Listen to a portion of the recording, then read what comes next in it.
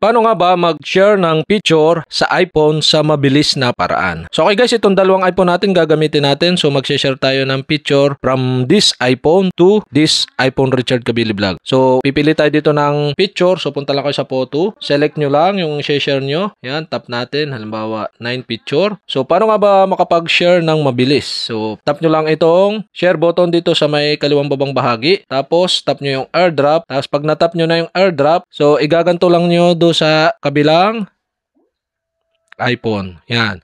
Tapos, yan. Yun. Nakita nyo, nag-transfer na.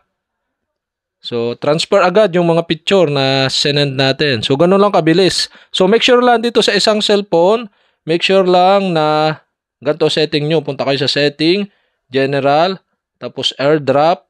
So, naka-receive siya everyone for 10 minutes or contact. Kung contact na or naka-save yung contact nitong isang iPhone dito. Pag hindi naman, iset nyo sa everyone for 10 minutes. Yan. Ganun lang kabilis guys mag-transfer ng picture sa iPhone sa mabilis na paraan. So, ayun guys, sana nakatulong itong video na to. At kapag hindi ko pa kayo subscriber, mag-subscribe lang kayo sa aking YouTube channel. I-click nyo lang ang subscribe button at ang bell para updated kayo sa mga video like this. Okay, thanks for watching.